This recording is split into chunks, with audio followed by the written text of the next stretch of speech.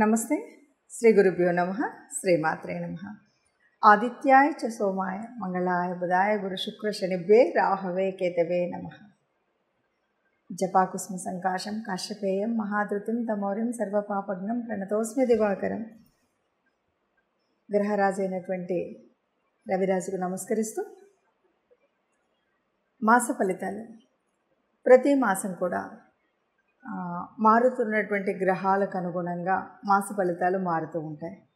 మరి ప్రతి మాసంలో మాస ఫలితాలు చెప్పుకోవాలా అంటే తప్పనిసరిగా చెప్పుకుంటే వచ్చేటువంటి మనం తీసుకునేటువంటి నిర్ణయాలు కానీ, చేయవలసినటువంటి పనులు కానీ, ఎలా చేయాలి, ఏ ప్రణాళికలు వేసుకోవాలి, ఏవి చేయకూడదు అనేటువంటి ఒక సరి అయిన దిశా నిర్దేశనం జరుగుతుంది. కాబట్టి మనం ప్రతి మాసంలో మాస ఫలితాలు, అలాగే పక్ష ఫలితాలు, వీలును బట్టి వార ఫలితాలు ఇలా చెప్పుకోవడం అనేటువంటిది జరుగుతుంది. గ్రహాలు అనేవి నిరంతరం నిత్యం కదిలేటువంటివి. ఆ గ్రహాల యొక్క కదలిక ఏదైతే ఉందో దాన్ని మనం గోచారం అంటున్నాం. గోచారం మూలంగా అంటే జన్మజాతకంలో మనకు గ్రహస్థితి ఎలా ఉన్నా ఈ మారుతున్నటువంటి గ్రహాలు భూమి మీద ఉన్నటువంటి మానవుల మీద చూపెట్టేటువంటి ప్రభావానికి తగినట్టుగా మనం ఎలా చేసుకోవాలి, ఏం చేసుకోవాలి అని చెప్పుకోవాలి. ఆ విధంగా చూస్తే మరి ఈ మే మాసం అంటే ఏప్రిల్ 2024 మే మాసంలో గ్రహస్థితి ఎలా ఉంది, దీనికి ముందుగా అసలు గ్రహాలు ఎలా ఉన్నాయి, ఒక్కొక్క గ్రహం ఎక్కడెక్కడ ఉపస్థితిలో ఉన్నాయి ఇది కనుక చూస్తే ముందుగా మేషరాశిలో రవి ఉన్నాడు, గురువు ఉన్నాడు మొట్టమొదటి రోజు. కానీ గురువు మొదటి రోజు అంటే 1వ తారీఖు సాయంత్రం నుండి అంటే మనం 2వ తారీఖు లెక్క వేసుకున్నా కూడా గురువు వృషభంలోకి మారుతున్నాడు. మరి ఉన్నటువంటి రవి మరి 14వ తారీఖు మళ్ళీ వృషభంలోకి మారుతాడు. ఇక శుక్రుడు అక్కడే ఉంటాడు. ఇది ముందుగా మేషరాశిలో కనిపించేటువంటి రాశి గ్రహాల యొక్క కూటమి. తర్వాత కన్యలో కేతువు, ఇంకా కుంభంలో శని కనిపిస్తాడు. ఇక దాటితే మీనరాశిలో కుజుడు, తర్వాత బుధుడు, రాహు, ఈ ముగ్గురు అక్కడ ఉంటారు. బుధుడు 11వ తారీఖుకి మళ్ళీ మేషరాశిలోకి ప్రయాణం చేస్తాడు. ఇది రాసుల యొక్క స్థితి, రాసులలో గ్రహాల యొక్క స్థితి. ఈ రాశుల్లో ఇలా ఉంటాడు. చంద్రుడు 2.5 రోజులకు ఒక గ్రహం చొప్పున మారుతూనే ఉంటాడు. ఇలా గ్రహాలు ఉన్నప్పుడు మరి ఈ మార్పు వల్ల ఒక్కొక్క రాశి వారికి అంటే 12 రాశుల వారికి ఎలా ఉంటుంది, దానివల్ల ఫలితం ఎలా ఉంటుంది అంటే ఇటు చిన్న చిన్న మార్పులే. ఎందుకంటే ఒకేసారి ఈ నెల లోపల ఉద్యోగాలు వచ్చేసో, పెళ్ళిళ్ళు అయిపోయో, ఇంకేదో అవుతుందన్నది కాదు. మనం ఉన్నటువంటి కొన్ని కష్టాలు కానీ, కొన్ని నిర్ణయాలు కానీ, కొన్ని రకాలైనటువంటి పనులు చేయాలా వద్దా అనేటువంటి ఒక స్థితి కోసం మనం చెప్పుకునేటువంటిది ఈ గ్రహస్థితి. ఇప్పుడు ఒక్కొక్కటిగా 12 రాశుల యొక్క ఫలితాన్ని చూద్దాం. చివరి రాశి మీనరాశి. మీనరాశి వారికి మే 2024లో ఎలా ఉంటుంది అని కనుక చూస్తే మీరు ఏది ఏమన్నా అవునన్నా కాదన్నా దూర ప్రాంతాలకు వెళ్ళవలసినటువంటి పరిస్థితి అయితే ఉంటుంది. ఎందుకంటే ఇప్పుడైతే గురువు లేడు అక్కడ.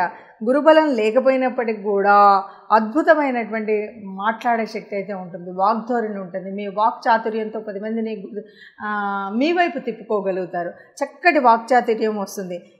ఈ మాట్లాడిన మాటలకు ఇతరులు చాలామంది కూడా ప్రభావం అవుతారు. మీరు మాట్లాడుతుంటే వినాలని, విన్నటువంటి వాళ్ళు కూడా ఎంత బాగా చెప్పారు, నిజమే కదా అని వాళ్ళు ఆలోచించే విధంగా ఉంటుంది. అయితే కొన్ని ఆరోగ్యరీత్యా కనుక చూసినట్టయితే కొంత ఇబ్బంది కలుగుతుంది. ఏమిటి ఆరోగ్యం అంటే బాగా శ్రమపడడం వల్ల వచ్చినటువంటి అంటే ఏంటమ్మా మొహం అలా అయింది అంటుంటారు. ఎందుకంటే కొంత కళ తప్పినట్టుగా ఉంటుంది అనారోగ్యం వల్ల.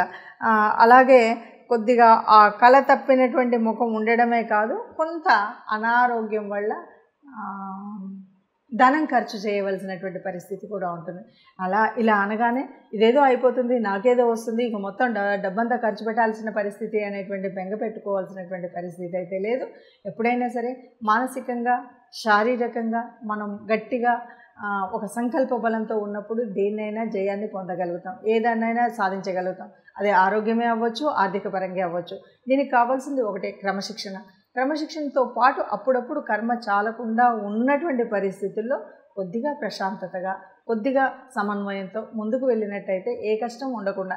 ఇంకొకటి ఏంటంటే, ఇప్పుడు మనం చెప్పేటువంటి జ్యోతిష్యం కానీ, ఇప్పుడు చెప్పేటువంటి గ్రహస్థితి కానీ, ఇది కోటాను కోట్లలో కొంతమందికి మాత్రమే అని మనం చెప్తూ ఉన్నాము. దాని ప్రకారంగా జన్మజాతకంలో ఉన్నటువంటి గ్రహాలు యోగించే ఉన్న ఏ స్థితి అంటే ఇప్పుడు నడుస్తున్నటువంటి దశ ఏంటి, అంతర్దశ ఏంటి అన్న దాన్ని బట్టి కూడా ఉంటుంది. కాబట్టి ఏ దానికి భయపడాల్సినటువంటి అవసరం లేకుండా ఆరోగ్యరీత్యా కొద్దిగా శ్రద్ధ తీసుకున్నట్టయితే బాగుంటుంది అని చెప్పచ్చు. మరి గ్రహాల స్థితిని బట్టి మనం ఈ రాశి ఫలితాలను చెప్పాము. ఇలా రాశి ఫలితాలు ఉండడం అనేది అందరికీ ఇలాగే ఉంటుందా, అందరికీ ఇలాగే జరుగుతుందా అంటే, మీరు చెప్పారు కానీ మీరు చెప్పినటువంటి ప్రమాదం జరగలేదు, లేదా మీరు చెప్పినటువంటి మీరు అన్నటువంటి అదృష్టం కలగలేదు, ఇలాంటి అనుమానాలు చాలామందికి వస్తాయి. వీటన్నిటికీ పరిష్కారం ఏంటంటే, గోచారం అన్నది అందరికీ యాక్యురేట్ రిజల్ట్ ఇస్తుంది అన్నది కరెక్ట్ కాదు. మరి కరెక్ట్ కానప్పుడు ఎందుకు చెప్తున్నారు అనేటువంటి ప్రశ్న కూడా మీకు ఒకటి వస్తుంది. కరెక్ట్ కాదు అంటే, ఉన్నటువంటి వాళ్ళకి చాలామందికి జాతకం తెలియకపోవచ్చు, అంటే జన్మజాతకం రాయించుకొని ఉండకపోవచ్చు. అలాంటి వాళ్ళకి దాదాపు అంటే కోటాను కోట్ల మంది ఉంటే అందులో ఒక 30-40% ఆఫ్ ద పీపుల్కి ఇది కనిపిస్తుంది. అంటే ఈ గ్రహం ఇక్కడ ఉన్నప్పుడు దీని ప్రభావం ఇలా ఉంటుంది అని.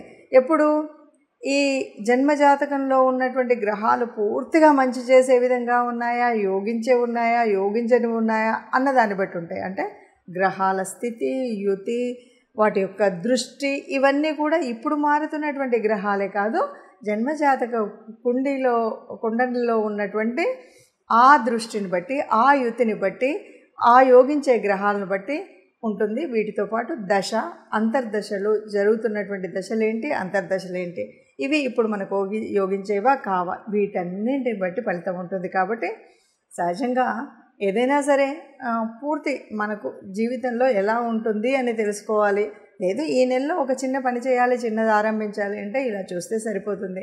అలా కాదు, మాకు మా జన్మరీత్యా ఉన్నటువంటి దాని ప్రకారంగా నాకు నేను ఎప్పుడు పుట్టానో తెలుసు, date of birth, place of birth, time of birth తెలుస్తుంది అనుకుంటే, మీకు నచ్చినటువంటి జ్యోతిషుల ద్వారా మీ యొక్క జన్మకుండలిని వేయించుకున్నట్టయితే మీ యొక్క పూర్తి జ్యోతిష్యం అనేది తెలుస్తుంది. దానివల్ల ఏ వయసులో, ఎలాంటి వయసులో ఎలాంటి ఉన్నతి ఉంటుంది, ఎలా ఉంటుంది, సంతానం ద్వారా ఎలా ఉంటుంది, సంతానం ఎలా ఉంటుంది, ఇవన్నీ విషయాలు తెలుస్తాయి.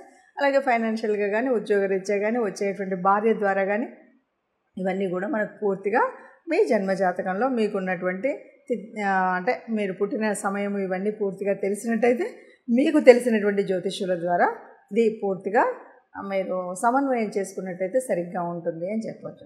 సర్వే జన సుఖినో భవంతు. నమస్తే.